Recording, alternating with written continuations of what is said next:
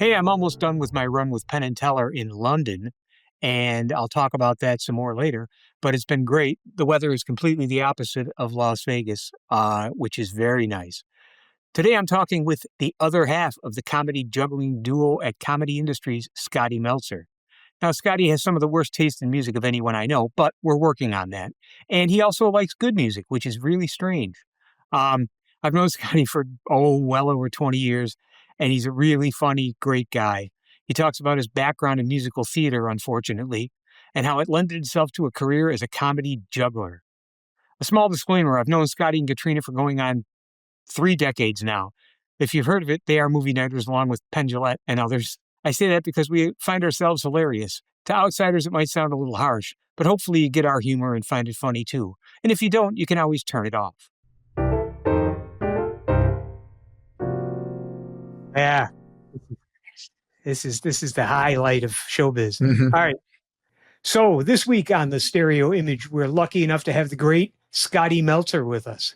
Scotty, I've known for many, many years, and unfortunately, even though he is a juggler, I count him as one of my few friends. Sadly, it turns out that a lot of my friends are jugglers, which is Yeah. something I never, ever expected in my life. So welcome to the Stereo Image, Scotty Meltzer. Good to see you. You could have ended that whole sentence just at it, unfortunately. Well, yeah, exactly. It's so strange. I mean, Yeah. I never thought of a world where I would know jugglers personally. Hmm. Usually I would just walk past them on the other side of the street if I Yeah. saw them, because it seems to be the right reaction to have. Um, Hmm. however, I work for a juggler and a magician, and a lot of people gather around him because, in juggling terms, he's a big, big deal. And I've known you, it's got to be knocking on 25 years now. At least And since certainly since 24 first aired. Yeah. right, exactly. So we're talking about the old TV show 24, which Penn got the bright idea that we would watch in real time. And we had a lovely we had about, I don't know, 15 people crammed into his Yeah. home theater for 24 hours, and we Those would were some of break. my favorite. Those are some of my Yeah, favorite 24-hour events ever. I love those. I think it's one of my few 24-hour events. Yeah. But I think, yeah, it was a good time. But so the deal is, I'm talking with people like you, who I Hmm. respect and admire and are creative, about the kind of music they like, and I think this is going to be maybe the most painful episode for me to ever listen to, um, Absolutely. This is going to be the because worst. you have the worst taste in music of anyone I know.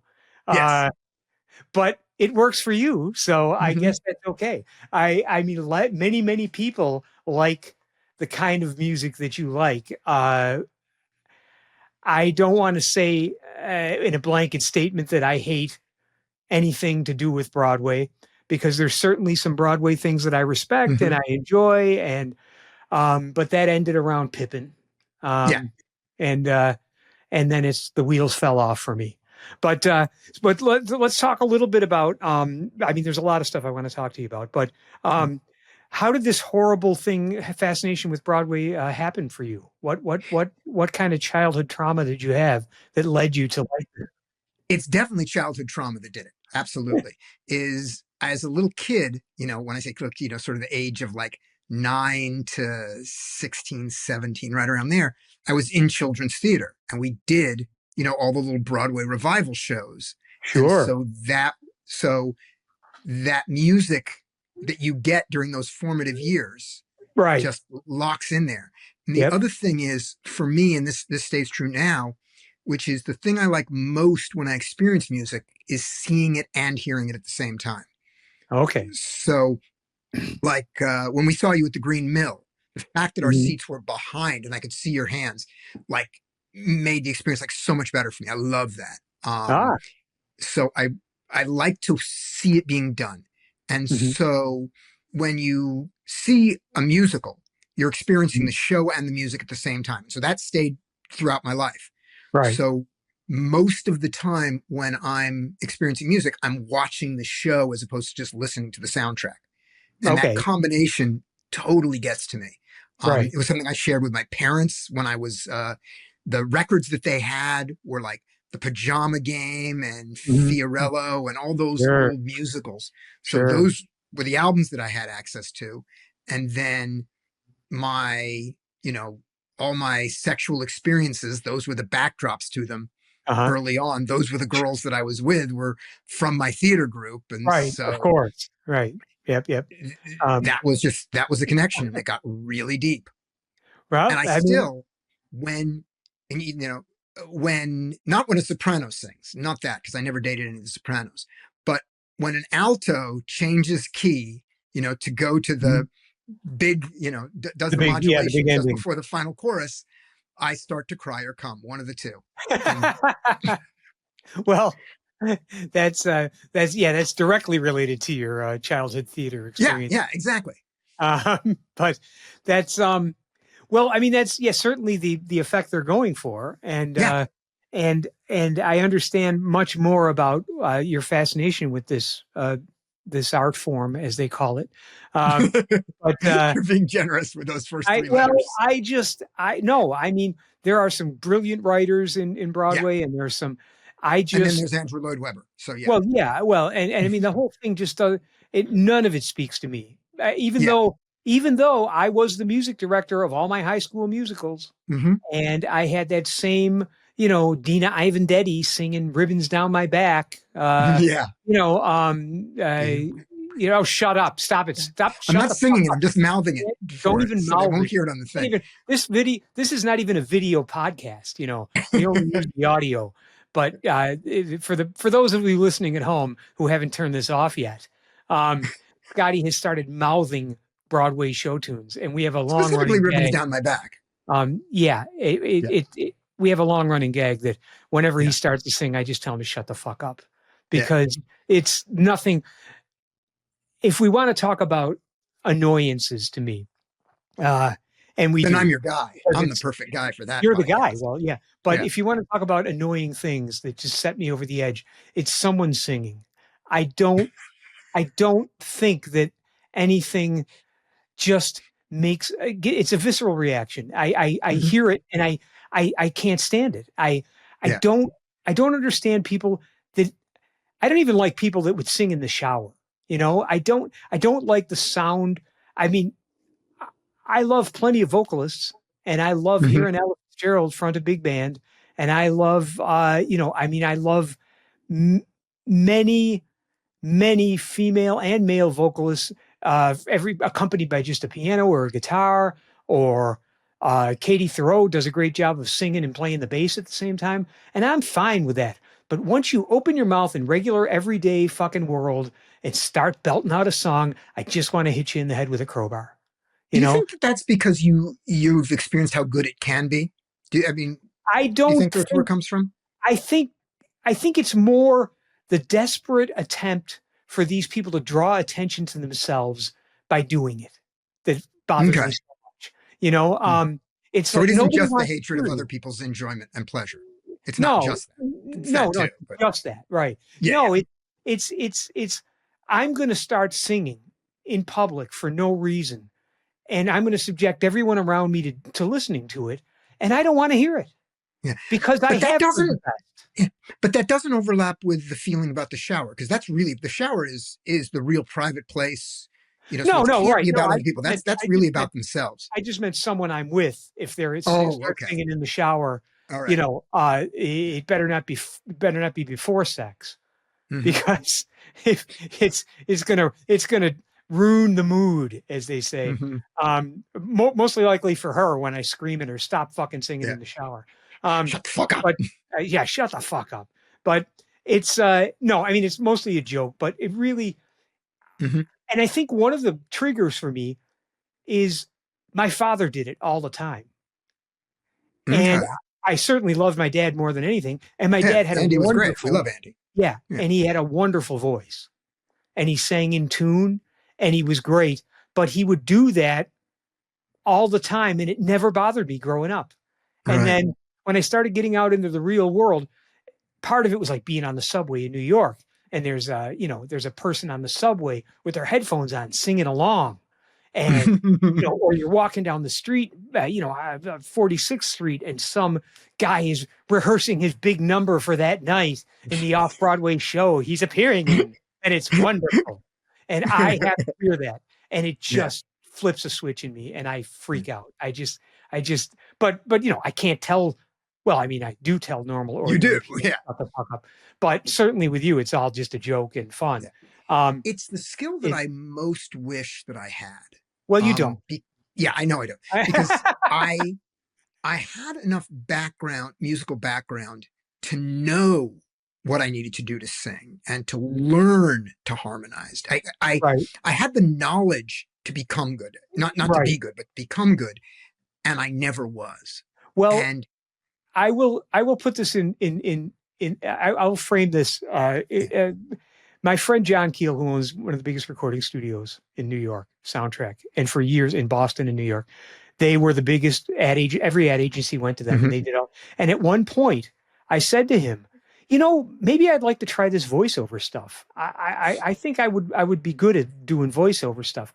And he said, Michael, and I mean, John is the greatest guy in the world. He said, Michael, I could teach you everything you know to be a great voiceover artist. He said, I can tell you what you have to do with phrasing and how to interpret things and what to read and what to accentuate and all that. He said, nobody wants to hear your voice. You don't have an instrument that is interesting or Yeah. unusual enough or good enough. So Yeah. don't waste your time. And I Yeah. would say the same thing holds true. I'm not trying to be belligerent or a miserable prick, but if you don't have the instrument, it doesn't matter how Mhm. much knowledge you get about how good singing can be. Yeah. Nobody wants to hear you sing, you know? I was And in the car with Teresa Godot and Mhm. Emmy Godot. And Emmy was probably, I don't know, 8 years old, 7 years old, something like that. And Emmy was singing, you know, I think it was Blackbird, Mhm. and singing it. I think I can say this honestly, worse than me. Wow, Yeah, yeah. So we're that's talking talent. like that. And I just mentioned to Teresa, I just sort of said to Teresa, it's like, you know, when did you know that you had a singing voice? And she just said, when I was 4. Right, right. So she learned everything she needed to know, but Mhm. from the beginning, she had the instrument. She had Right. everything else. She did the work, Well, you have to do, but yeah, exactly. you know, I mean, but it's just, yeah, yeah, it's if you don't have that yeah, fundamental sound in that's being produced by your body, you mhm, can't artificially do it. yeah. And You one of can the learn to things be better. You can learn to you be can learn to be so very much better, good. You and you can can learn learn to to be, be. yeah. You can probably learn to be good enough, but Well, if you're going to be great, that leads to another problem that I have with theater singers in general oh yeah, is that no matter their level of talent or accomplishment, they all learn to sing in this plain, vanilla way that I call the Broadway voice. yeah, That every single one of them, and occasionally someone will have the nerve to go against the director and sing it the way they feel it should be sung, invariably they often break out and become big stars hmm, because they take that chance. But there is a standard. I mean, yeah. I go to John Keel where it's as if every Broadway singer has learned what auto tune sounds like and have trained themselves to do it Yeah. without You think without. they're just imitating each other? You think it's Yeah, like all the I think at newsreaders who some imitate point, each yeah, other's accents? well, I think, and also you know, Joe Blow comes in to fill in for Steve, somebody who had a hit with that role. So they sing it exactly like Steve did because they Yeah, want the role too. You know right. what I mean? And so And I the think understudy there's a is lot of supposed that. to do that. I mean, that if, when you Right, are the understudy, your job is to come in and change the show as little as possible. right, exactly. Yeah. And I think it leads to I mean, I'm probably going to get hate mail from this, but I just believe it leads Oh, to an that is when over. someone's listening to this. Oh, Don't worry nobody's about that at listening. Yeah, all. you're Yeah, right. don't worry about that. Uh, but it's it just leads to an overall sterile, bland sound to me Hmm. that I don't find. I don't find any personality in anything that I've heard of that genre. And if you go back, you know, 70s and before, every Broadway show, like you said, Pajama Game, Guys and Dolls, all of those shows, the people that were in there that became stars brought something to those roles that was unique. That, you knew Ethel Merman's voice when you heard it. It didn't Yeah, matter what Cole Porter play she was in. It yeah, was Ethel Merman. yeah. And now, I couldn't tell you the difference between anyone on Broadway in terms of, you know, not star power. Everyone's doing a Sutton Foster impression who's doing an impression Right. of, you know, Right. the Yeah, whoever. whoever before. I'll give you one exception, by the way, to that that's just out right now. Um, and I'm going to say I'm not going to say her name. I don't remember it, but the woman who's playing Mama Rose in the current version of Gypsy Uh-huh. uh, is someone who's absolutely come up through that Broadway machine. She absolutely has the Broadway voice Hmm. and is bringing a sound to that role and interpretation that like nobody's done before. It's really great. Right. Yeah. Well, So there's always exceptions, yeah. but I know what you mean. No, And but yeah. certainly those are the exceptions you're going to find at the absolute top end. At Right. the regional theater version and the Right. Oh, touring, well, especially at the touring company, because the touring company right. is exactly the idea of the understudy. When you're Right. on a national tour, you're supposed to do whatever the person who originated the role did. That's your Right. job. So Yeah. of Yeah. course they're all doing an impersonation of each other. There was there's a woman who I think she was in Wicked. I think she's super famous. Adina Um, Menzel. no, Okay. uh, I can ask Jen, Okay. but uh, but this woman is super famous, and on the Grammys, Herbie Hancock and this all star band did a tribute on the Grammys, and she sang, I think she sang a Gershwin tune. What is it? Cynthia Erivo. She was on the Grammys, and I saw her doing a thing with Herbie Hancock, and she absolutely blew me away. I mean, Yeah. her voice is spectacular, Yeah. and those are the kind of people that break out from and Mm-hmm. Ariana Grande is great too, but she doesn't have she I haven't heard from her the kind of depth and musicality that I heard from this woman. And Yeah. but anyways, that's enough about that. But it's no, I mean it's the kind of thing people that like that kind of thing like, and that's the way I stick with that. I mean, Yes. as I famously said when I walked into Times Square 10 years ago when Penn and Teller were on Broadway, and I'm standing under the 250-foot high sign in Times Square advertising Penn and Teller at the Marquis Theater. I looked up to it and I said, I'm living somebody's dream. Yep. Because as a jazz musician, the thought of being on Broadway never occurred to me. Yeah. And, but here I am. If you look at my Facebook bio, it says Broadway composer Right. because why not? In defense of my horrible musical taste, Okay. the one thing I can say, which is that while everything that I really like you hate, I also do like the things you like. Right. And I So wouldn't say that yeah, everything you like I hate. There are yeah, certainly things that you like that I understand are good, and some things that I really like. But for me, prog rock, it's prog it rock. prog rock is not going to cut it too much with me. Yeah. But no, what I think is, um, there's certainly some overlap, and I joke when I say you have no taste, because Yeah. you do have taste. It's just the wrong kind of taste. Yeah. Uh, and it's you just have uh, you have a tolerance for things that is much greater than mine, and Hmm. that's good. I mean, it opens many more doors. But I've heard a lot of music in my life, and Yeah. I'm really comfortable at this point in my life. Now I have a good excuse, which is with the time that I have left in my life, I want to listen to things that appeal to me and that interest me. And I don't want to waste time hearing stuff that I have no Yeah. connection to. How So does I it feel different though between listening to a piece that you find uninspired or something like that and playing it? Because when you're playing it, you get to imbue it with yourself.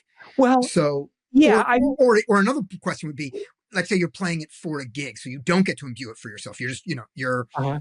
you're the background guy for, you're backing up some singer, and it's like this Right. is the tune she wants, and this is how she wants it played. Does that is your experience of that music different when you're I playing it? think it probably was. It's been so long since I've had to do anything like that. Hmm. I'm inherently spoiled, obviously, for the past quarter of a century. Yeah. Um, but at the time that I did studio work, I certainly played music I had no connection to constantly.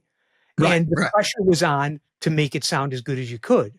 So at Yeah. that point, it's just a job, and you're saying, Hmm. oh, all right, well, I can put a diminished chord in here. It'll sound a little hipper than what the guy wrote, and Yeah. and you know, so there's something to be said for, as a professional, you do the job. If I got called to do a studio thing behind a singer I wasn't crazy about, but the pay was really good, I would bring everything I could to it, even though it's not the kind of music that I like. But in general, for myself and for all the gigs that I've done for under my own name, I just don't play any music I'm not interested in. Right. You know? I assume that along with playing all the, for the show, for the Penn and Teller show, I assume that you also choose almost all the music you're going to play in that, except for like if there's a piece that's accompanying the magic, then it's got to come Well, from that. But in well, general, I assume no, it's no, all but you're the but musical director as well as the player, well, right? yeah, but I Yeah. write all the music for the show. Yeah. Yeah. Yeah. There's been nothing in the Penn and Teller show that hasn't been written by me Yeah. for 20 years. I mean, and Right. Other than the pre-show music. Yeah. the Which pre-show is, music, yeah, we're yeah, playing standards we like. standards. Yeah. Um, Yeah. but everything that I write for the show, I'm I'm bringing.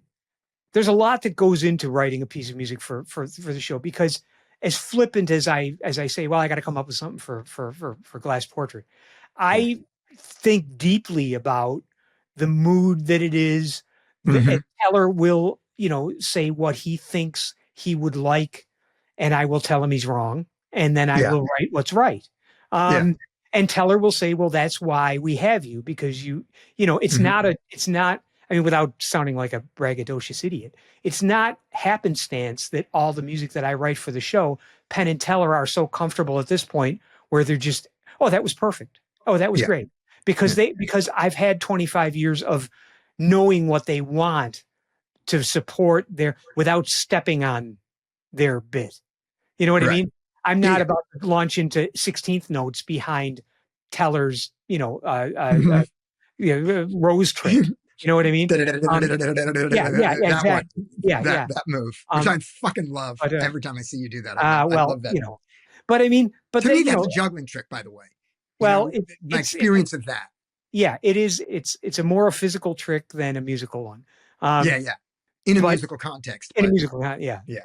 But no, and that's so I don't really. I mean, I'm in this incredibly enviable position where I don't play music I don't want to play Hmm. ever anymore, Yeah, and that is to me the lap of luxury. You know, yeah, yeah. I mean, because yes, certainly there were singers I worked with in New York and in Boston that had song lists that I wasn't happy with. I mean, Hmm.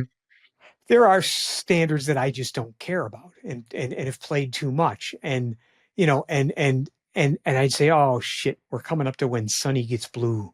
Oh God, what a Yeah, piece of crap, you know? And, but yeah, I mean, it's really, really, I'm very, very, very lucky. And, yeah.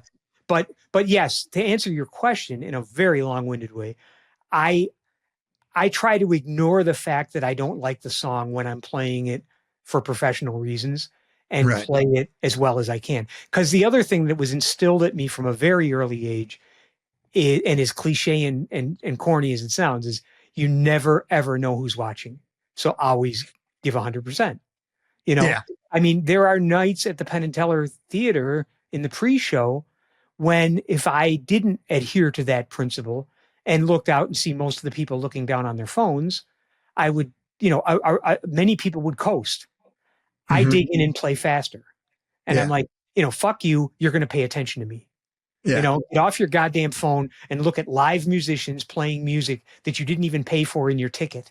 You know, um, and it's funny because another theory of mine, and I have many, um, when they put the big screens in with the cameras on Penn and myself before the pre-show, almost all of the cell phone looking went away Yeah. because I believe people, the bigger the screen, the more they'll pay attention. They're Hmm. like, oh, I have this little screen, but wait, there's a bigger screen. I got to look at that. Yeah. But And there's it's that also, simple. so I think the screen thing that you're pointing out is very true. People gotten trained for the screens, but there's also that other thing, which is on that screen, when you can watch your hands, the experience is different from an Right. audience member. There's a Yeah. there's a whole other element and a degree of possible understanding. I'm really blind to visual art, like to Mhm. going to a gallery and looking at, a painting or certainly modern art. Mhm. But if I go with a docent who gives me the story of it, I become fascinated. Right. Right. Um, so you can listen to what you're doing and know very little about jazz and just not understand, the Right. level to which you don't understand what it is that you're doing makes it, that you can't tell the difference between that and music on an elevator. You just don't Right. know. And Right. then you physically see it being done and you go, holy fuck. Yeah, well, yeah. I mean, that's the other thing is I've always described myself as I've always wanted to be a circus act, which is Mm-hmm. for people that know nothing about jazz to still be impressed by what I do because it's physically demanding. And Yeah. it's one of the reasons why I play a lot of 16th and 32nd notes is Yeah. because people, even people that don't know anything about music, can say, "Wow, he's doing that's weird." And Yeah. it's seeing that on the screen, like you said, because obviously I can't see the screens. I've never Mm-hmm. seen myself play on the screens Yeah. because, and I don't know what camera shots they're doing during backstage. But It's a lot of it. It's a lot of your dick. A lot of shots of your dick. that's the Yeah. close. Yeah, they Yeah. got the wide angle lens for that. That camera. Um, Yeah. and um, but I think that yeah, I agree. I think that adds a lot to. I mean, well, certainly adds Yeah. a lot to it. But um, but more about you because Okay. I'll get, I've well, been one more thing talking about more you than and I've then ever we'll go to talked. me. Just Um, one thing on that was there was a really old Penn quote when he was describing your playing was he said, you know, Jonesy plays faster on a piano, hitting the notes that he intends to than you could just randomly moving your fingers. yeah, yeah. I remember seeing. It's yeah, it's all great, and I'm very Yeah. happy. But now we can talk about me. We can It's talk about me. okay because I want to know how much bad touching went on at this space camp for kids, the theater camp. Um, All of it. all of it. I bet. I bet. I just bet. Let's see Um, uh, how many people were actually prosecuted. I think I I believe I hope you're only one that I really. remember. Only See, one that I remember. I got you beat Yeah. because I went to a all boys Catholic high school, Oh yes, you and definitely have. the Franciscan friars lived upstairs, Oh yes. and they would take children up for lunch occasionally. Hmm. Um, Now I don't know how many of them. I just know that every time I would call home in the late 2015, 16, whenever the deluge of the lawsuits were happening, it was like, Yeah. oh, and I don't I guess I can say this, but like, oh, did you hear about Father? Did you hear about Father? Did you hear about Father? It's like, uh, and as I say, I I think that I have a lawsuit because against the Catholic Church because I was never molested. No, They no. just left me alone, and I think I can sue them for alienation of Um, affection. exactly. And Um, emotional distress. yes, exactly. Yeah. Because what? I wasn't good enough. You Hmm. know, I was a chubby young boy. Come Yeah. on, I had a Yeah. full head of red hair. And I got nothing out of it. Yeah. But anyhow, Yeah. I'm wondering now if Jen's going to take that Yeah. out. I absolutely loved my upbringing in children's theater. I had a great time, made Mhm, friends that I still have for life.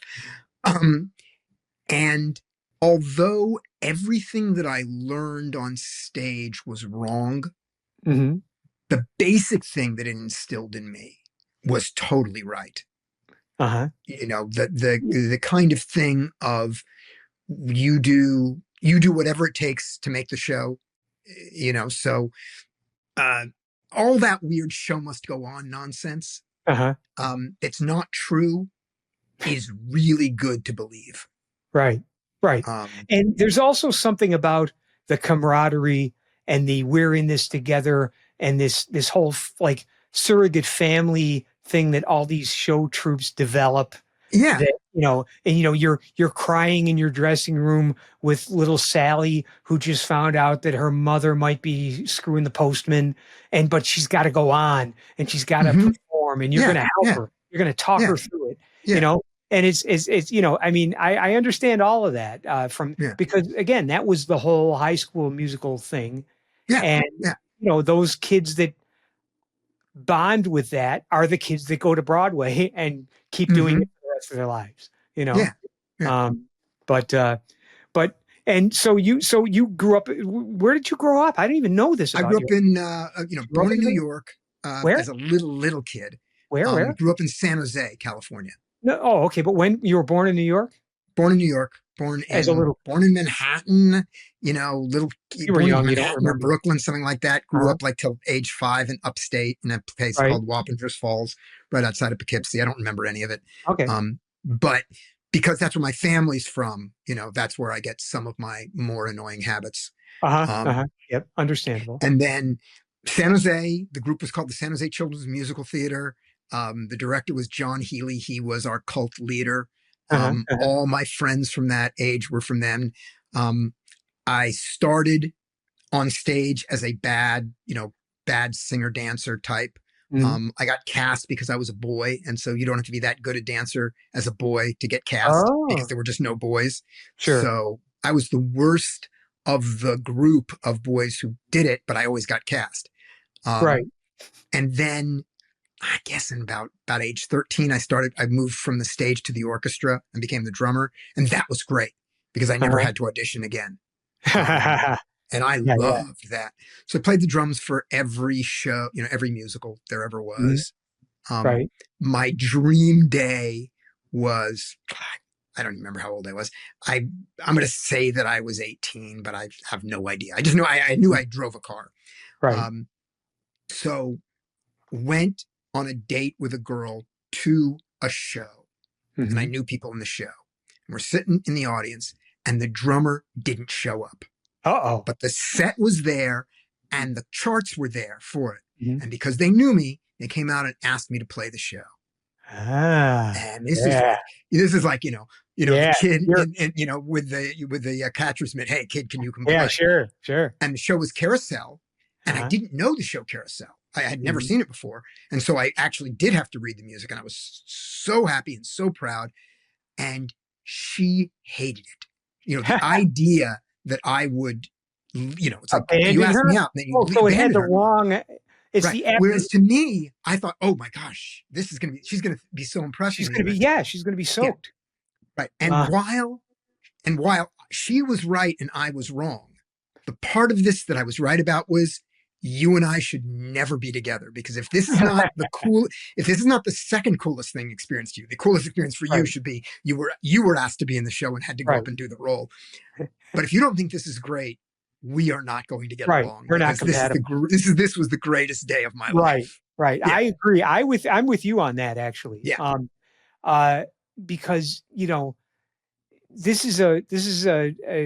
incredible opportunity for you to do what you do well in Hmm. front of her. She should Yeah, be excited for you and happy yeah. and not, oh, you abandoned me to do this. Well, get your own cab home. I mean, Yeah, but but no, I understand there are people like that. yeah. But now were your parents musical at all? Did you hear No, besides Broadway stuff? my no my musical story from my parents' background was my father played the clarinet in his college marching band for 3.5 years without a reed. And Okay. yeah, and the story is, so he goes to audition, um and the director is called out of he goes up there, the director's called out of the room to do whatever he is. When he comes back in, he goes, great, next, and doesn't remember that he hasn't heard my father play. He Wow. remembers the guy from before it. So my father Right. gets into the band. few, however many weeks later, after the uniforms have been ordered and the formations have been marched, Right. so they learned that part, he finally figures out where that sound is coming from. And at this point, it's like, we need 100 bodies for this formation. Hmm. And the formations and you fit the costume. So take away the reed, wiggle your fingers, it's going to look great. Now, that part of the story all makes sense. That's the first year. How did you play the next 2 years? He Right. said, I was a legacy. I didn't have to audition again. Um, Excellent. and I grew up on that story. I have no idea how much of it is an exaggeration and how much of Uh-huh. it is a joke or like that. Right. But there was that. My mother's experience was, at one point she was in choir class or something like that, and the teacher said, "You're more of a listener than a singer," which really crushed her, and she didn't sing again because it was basically she had a teacher who was, I guess I'm saying, like just Right. absolutely destroyed her spirit. Well, But I would they, that. yeah, yeah, but they Yeah. loved No, that's for a musicals. child, for Yeah, yeah. fuck's sake. There You you go. know? I No, you forget, I'm a miserable prick around you guys because it's funny. I would never do that to a kid. I would yeah, say, "Perhaps learn to throw a baseball." Um, right, but exactly. no, but go Yeah. ahead. So they loved musicals, and going to theater was something that I did with them together. Mhm. And so that was the other part of it, which was, it was connected to it was my coming of age music, and Yeah. it was the music I shared with my family. Right, So right. those were huge. My grandfather was a professional musician. Uh-huh. He was a violinist and a piano player. He went deaf early, and so he couldn't play violin professionally, but he could still play piano because he didn't Sure. have to tune it. And I mean, I say deaf, not 100% deaf, but Yeah, I know. deaf enough that you couldn't get the intonation of a violin, but could still play piano. Right. Um, and he was great. He taught me to play piano terribly. I learned to read music that way. And my first instrument was violin, and I was terrible. Mhm. Um, then drums, and I loved drums. Drums were great. And this was before I had ever tried to juggle. So Right. that physical, the isolation between the hands, the Yeah, yeah. independence thing. I enjoyed that, learned it successfully, you know, just doing the different polyrhythms and things like that. Sure, The sure. math of it interested me, all that stuff. Played in like a bad cover band in junior high and high school with my buddies, which Mhm. is where my association with the other part of my musical Well, this taste we that is need to so touch bad. on that, but keep going. This is Exactly. Why did I like Styx yeah, and yeah, yeah. There's Journey and Yes yeah, and yeah, yeah. and all of that? And it comes from, that was the music that we were trying to play and we weren't good enough to play. Right.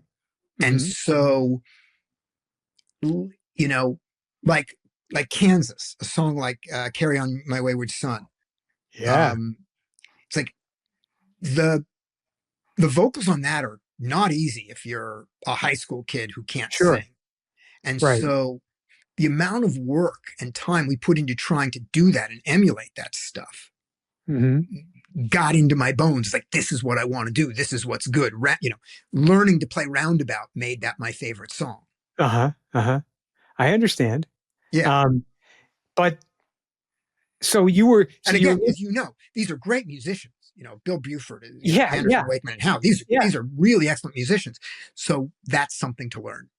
Right. Well, I mean, yeah, when you take groups like Yes and not so much, I mean, I don't think I think of Styx and Journey as, you know, pop rock. Mm-hmm. There's nothing there that Yeah. interests me too much. But Yes was Yes, Emerson, Lake and Palmer. They were like King Crimson. They were Yeah. like the height. They were the height of musicianship in that had come out of the 60s rock revolution in London and in Europe that that you had virtuosos like Jimmy Page and Mm-hmm. people like that, but the music was still simple. I mean, the music that Jimmy Page was playing was blues and Mm-hmm. um but these guys are writing stuff in weird time signatures and all of this progressive rock stuff that Hmm. was sort of it sort of reached the zenith with them in the late 70s up to the early 80s. Then, then whatever happened. I mean, the dueling forces of punk and new wave, sort of wiped that market Yeah, out, and it no longer became important to have the newest Yes album. yeah. Um, And I'm completely that was the thing was when punk came in, it completely missed me. I didn't get the idea or the point of it at all because right, all I saw was, well, you're not very good at that instrument. right, I mean, I could hmm do that. That right. that was all I saw, and I didn't understand You- the point of it in a sense. I would right, have been the guy, in painting when it went from realism to modern art going, I would have been the idiot, who was saying, well, you're just dripping paint on a yeah, canvas. Anyone yeah, could do that, right. and No, not understanding what was behind it. right. And me, well, same with me. I mean, Yeah. I was a diehard jazzer, but I was also Hmm. a diehard Zeppelin fan and Eric Clapton and all of the rock gods of that time, Yeah. pre Aerosmith, Yeah. the Stones, everything. I always thought the Stones were serviceable, but never like, Yeah. as talented. But Punk comes on in 76 or 77. And I'm like, these jokers can't even play their instruments. Right. They're awful. Right. What the fuck is this? And it was the Yeah. same thing. Then I understood what it was, but it offended me when I first heard Yeah. it, Yeah. because it's like, what are you doing? I've spent my whole life trying to be good at playing an Hmm. instrument, and you don't even know how to tune your own bass guitar, and you're just hitting the E string over and over before you throw it at the drummer, you know? Now, did that ever change for you? Oh yeah. Having, when you got older. Yeah, no, I meant it was before 1980. I mean, in the first couple Yeah. of years, when I first was exposed to it, I thought all that stuff.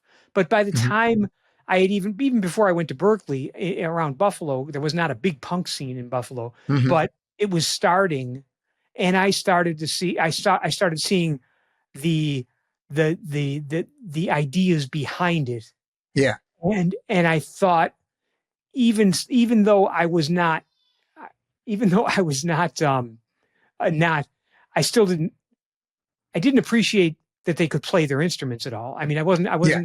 I didn't appreciate their musicianship per se Hmm. as I would a schooled, but I started to appreciate the act of punk and the ideas behind it, and uh, and it quickly grew into, like the Clash and bands like that, that Who could play? they could Yeah. play. Who Yeah. genuinely could play? Yeah. I mean, that Sex Pistols thing, that idea that Malcolm McLaren came up with, was sort of a one-off, but it inspired the Ramones. And, I mean, of course, the Ramones weren't going to win any, they're not going to get into Juilliard, but, Hmm. but could put on a tight act as a band. And so suddenly it moved very quickly, and my Yeah. disdain for it went away quickly when I realized what it was talking about. Yeah. And but again, it's exactly beboppers saying, calling Louis Armstrong and his ilk, the moldy figs, the guys that played, old timey music. And Yeah. that's what they were doing to Zeppelin and the Stones and the Who. They were, these young kids were saying that music doesn't speak to us, and we don't want to Yeah. have anything to do with it. But they didn't bother to learn how to play their instruments before they said any of that. But Yeah. were you like drawn into that at all after you sort of realized what it was, or it just No, was no. natural to you? My understanding was intellectual at best, Hmm. meaning I could make the argument, I could Right, participate in the conversation about it, not in the actual conversation right, itself, not anywhere near that. right. But I mean, I could see beyond. Well, you're just not good at guitar. Yeah, yeah, I could see beyond that, but it never spoke to me. right. Um, Well, and there's going to be an overlap with that with juggling, hmm which is that juggling is one of the, I don't want to say few art forms. one of the big things in juggling is the question, is that difficult?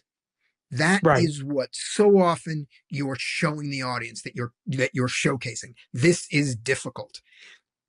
And while that exists in music and while that exists in dance, um, it's it isn't the top thing of going, oh, No, it make isn't the sure the thing point. you play is difficult. But that is and certainly It, not magic. Magic, well, yeah. you're hiding No, the it, difficulty. yeah, it's difficult in service to the music that was Right, written. You know, right, if a piece of music is difficult, it's because of the composition and the ideas right. into it. I understand exactly what you're saying.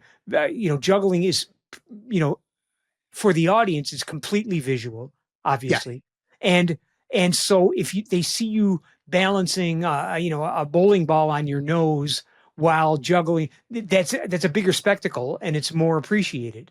right. So And yeah, so juggling. I mean, there are people who do juggling that is beautiful, and that is the thing that it is. mhm, That's the focus. There are people who do juggling that is rhythmic, and that's the focus. right, But up front, the things that are most commonly felt by the audience and sold by the performer are difficult or dangerous. right.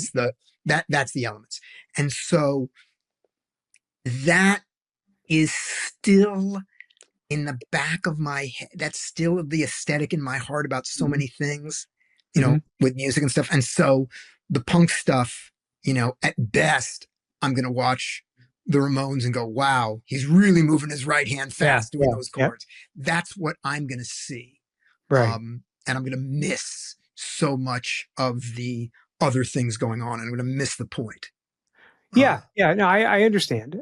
yeah. And again, it's easy for me to be disdainful of so much stuff Hmm. because I've been lucky enough to be exposed and work with real, really good musicians my whole life. Hmm. Uh, and and when I went away to Berkeley, I thought I was a good piano player from Buffalo, Yeah. and I had already won awards in Buffalo as great piano player. And I went there, and there's 100 guys that are, well, not 100, but certainly 50 that Yeah. were just as good as me. You know, Yeah. so that's when I got serious and said I'm just going to lock myself in a practice room and get better than everybody. Yeah. You know, And that's sort of where I reversed, which was I was, I was the best drummer in my high school, meaning I was Mhm. better than the other one. Right, right, It's nothing. Um, and when I went to Berkeley, my Berkeley, not your Berkeley, right, so sure, UC Berkeley for right. school, not for music, but it did have a music department, and I got in the UC Berkeley jazz ensembles. It's like, Hmm. oh no, I'm shit. And at that point, I believed that I could have learned to get better. I mean, it wasn't going to be great, but I would, that I Right, could get to the middle. I could get to the right. middle and keep up, and people would want to do it with me. Was the same time that I found juggling, and the Uh-huh. thing about juggling that was so great for me was having been in children's theater and stuff. Was you had to audition and get cast to be in the show, and then there had to be a theater and all this stuff. Juggling, what I saw these guys do street shows on campus. Mhm. The act's name was Dr. Hot's Thermal Therapy Show featuring Neon from Now On. That was the name of the Mhm. street act, and they're well known as a street act. They were great. Um, and the thing that I saw was these two guys who would ride up on their unicycles with their whole show on their backs, Mhm. set up and do a show. And I went, you didn't have to audition. You could do it any time. You didn't have to carry a whole drum set because that was the other thing. Well, It's yeah, like, sure. this is great. And I fell so hard for that Mhm. that was the last time I ever practiced drumming. Wow. You know, I Wow. just went, this is the thing. And I practiced a lot to get good enough to perform and fell in love with it.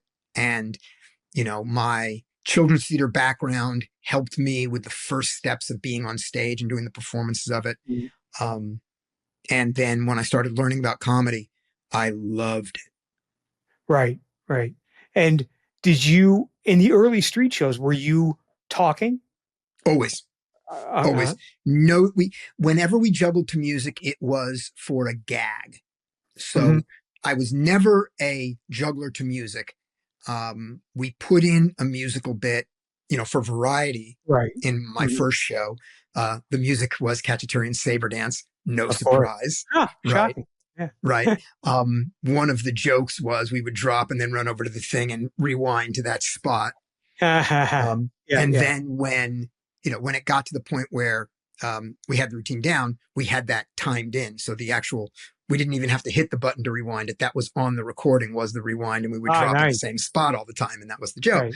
Um, and we at least once, if not more, got to a show where some other variety act was using the same music, Sure. you know. Popular Um, too. And royalty but free. yeah, yeah. Oh, absolutely. But that was the only one. And Katrina and I in our show, we have a joke opening that has 60 seconds, 2 minutes of music that is Mhm. that that the joke is us doing it wrong. Right. And then we have a bit where I play drums and insult Denmark. Well, there you go. Yeah. Which go together. Yes. Um, but well, I wanted to ask when you first started working with Katrina, Mhm. um, which That what was my it downfall. was Yeah. much later than I had thought in talking to her. I Yeah. Yeah. thought you guys had been together for 15 years when I met you, and Right. it was like a few years. Yeah. It was a few years Um, when you met us. Now it's and 27 or something Jesus, like that. yeah, But yeah, yeah. but yeah. Um, and I forget she told her version of it, but how do you Well, remember? her Like, version is wrong. Let's just okay, start with that. She doesn't remember it correctly. Um, okay, so uh, I started when I was about 17, doing shows on campus with John Park. We had an act called the American Dream Juggling Team. uh huh, And we did street shows, and then we did fairs, and then we did the Ren Fair, and then we did colleges and festivals and comedy clubs, just sort of yeah, those yeah, steps up. And by the time we graduated, we were performing full time. hmm, So I never had that showbiz question of that's the question. Like when we were doing comedy clubs, every comedian had that question of when can I quit my day job? Because if you don't right, quit your day job, you can't tour. And if you don't tour, you can't make any money. You can't make right, money in town. You got to go on the road. But when am I good enough? When do I have enough material? When do I have enough gigs? And ours was, we basically, if we had gotten more successful 6 months earlier, we wouldn't have finished college, and right, that wouldn't have been as interesting. And if we'd gotten successful enough a year later, we wouldn't have gotten successful enough because we would have had jobs. right. But it was right in those last 6 months that it was just like, Wow. oh, we making a living. We're just keep doing this. And then the only question was, eh, because we had a couple of gigs that were offered that we just couldn't go do because of Hmm. college. And it's like, are we going to quit? It's like, nah, let's just finish. Yeah, yeah, We have yeah. one, we have 3 months left. Let's finish this thing. Let's graduate. So we did, and then performed. He and I worked together for, 11, 12 years, something like that. Then I started working with another guy, Rich Ross, Mm-hmm. um, for, like 11 years, something like that. And Rich and I, John and I started doing corporate stuff right at the end. Rich and I did a lot of corporate stuff. And by the time Rich and I stopped working together, I was doing primarily the corporate stuff. Hmm. And the way Katrina came into it was two ways. One was I had a specific gig where they asked for whatever reason, with their product. It's like, we want three jugglers in this, because they'd already hired us. So they knew the kind of thing we did. So that was Right, already there. But it was a specific thing. We want three jugglers on unicycles. And Rich didn't ride a unicycle. And he and I probably were not working together full time by then. I don't remember. And so Katrina did, and Bob Mendelsohn did. So the three of us did that corporate gig together. hmm, And then the other thing that happened around the same time was I had a gig at the Italian festival in Reno for the El ah, Dorado, outdoors. mhm, And the woman who I was doing the show with, hired to do it, I believe that it ran over Rosh Hashanah, and she was an Uber Jew and wasn't going to work on Rosh Hashanah, uh-huh, which, the idea to me, it's like, I've right. worked every one of my birthdays. I've worked every anniversary I've ever had. What Yeah, are you yeah. talking? Are I you a worked working on, musician or aren't you? Are you a yeah, working exactly. or aren't you? You know? My dad died. I finished the last show and then came home. My wife cut her Oh, finger off, And I Right. was going to finish the last show before coming home before someone said, no, no, leave now. We can do the show without you. Uh-huh. That was and by the way, this Right. mentality is wrong, but it was the mentality I had. So Katrina, asked Katrina, who was a friend of mine. I knew her. She was in a competing act called Grin and Bear It. I'd known her for 10 years, but Oh, we okay. weren't close, but we knew who each other were. And like this, can you fill in? Like, you have the right skills for this. Can you fill in? And so we go up to do this weekend, and I don't even remember if we rehearsed so much as it's like, we'll do these tricks and let's go over some of the jokes, we'll do on the Mhm. way up. It's a long drive up. And by the time we got there before the first show, it's like, oh no, I want to spend the rest of my life performing with you. I I fell in love with her on that Wow. trip up. Uh-huh.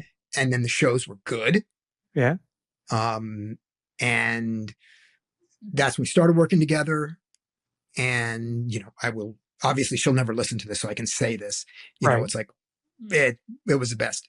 And for the first few years, um she kind of worked for me rather than was my partner, so like Mhm. Right. this show that we did for, she continued to work with her partner doing, fairs and festivals and street performing and all Right. those things that you do. So she and I didn't do that together. We only did the corporate stuff together. Mhm. And I had, and I worked with her, and I worked with Tim Kelly, and I still worked with Rich. He would come back and work with me. So I had this little company called Comedy Industries that was my company, and she was one of the people who worked in it. Right.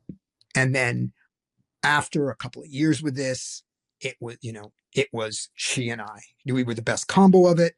And she put so much into it, and she was so much better with the clients than I ever was, Uh-huh. because I'm me. Yeah, right. Sure. Right. Exactly. No comment. So, yeah. And so we changed from, my company that we did, to our company. So she and I now own the company, and we hire other people when Right. when we need to, when we're booked. And that's how we've been doing it for Jesus. 27, 24 years, 25 years, something Yeah, like that. yeah. Yeah. That's amazing. Yeah. Um, And unlike, uh, many people who do corporate shows, like, corporate comedy, or, for your world, it would be who just do studio work where you go, right. I mean, it's just a grind. You just do it. Yeah. I enjoy that Mhm. comparably to doing my own show, Right. because I, I think of myself and I relate to the world as a craftsman, not as an artist. Mhm. Um, and so the idea of being able to take a an uninteresting idea, a boring Right. corporate slogan, and making it work theatrically, making it actually funny, making these shows be good. And when I say good, I mean good relative to where they can Right. be. They're Oh, never going to be sure. as good. We're never going to get as many laughs as we would if we were just doing our act in a comedy club. The thing that interests me is sort of the intellectual thing, even in comedy, which is solving the problem. So it's like, I don't have something that I want to get up and say on stage to people that I think, like, you need to hear my ideas. Um, Right. and so Right. in my job, my job is to take somebody else's idea or slogan or whatever and get people to hear it in a better way. So it's all that craft. Right. Um, you know, uh, you could be with somebody who's an artist, who's a painter, and another guy whose job is to paint houses or to paint portraits. And they Right. both use the same brushes, and they can talk about the paint and hang out together, but they are approaching it for two very different reasons. One is putting someone else's aesthetic forward, the other one is putting their own aesthetic, their own taste Right. forward. Right. And I'm so interested more in the feel of the paint than I am in the subject that I'm painting. Right. Right. Wow. Yeah. That's good because Yeah. I've seen you perform and you're no artist. No, No, no, no. I'm joking. You're a But I am an excellent craftsman, you know. you are an excellent craftsman and a wonderful person and a great artist. It's been such a pleasure speaking with you Well, that as I today. said, that was my whole goal, was to be charming, just to make Katrina look bad with all the bad things she said about me. Yes, yes, she was not kind to you. I mean, I was No, sort of never. surprised about the amount of venom that she spewed out Oh regarding yeah. Scott. I believe that she actually referred to you several times as the Antichrist, which I thought was a little harsh, but not undeserved. But certainly, Little. Yeah, certainly. No, she loves you and you love her. That's yeah, obvious and kind of yeah. disturbing. But It is. but I'm very, very, very happy to know both of you, and I love having you guys in my life. And it's wonderful to have you on the show. And I do hope you will come back to the Stereo Image. I'd love to. Great, thanks again, Scotty Meltzer. Go see him at a corporate event near you.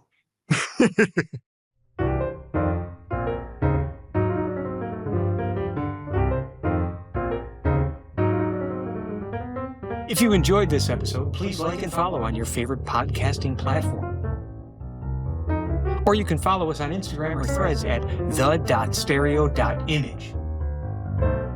Or you can go to thestereoimage.com and find all our episodes there.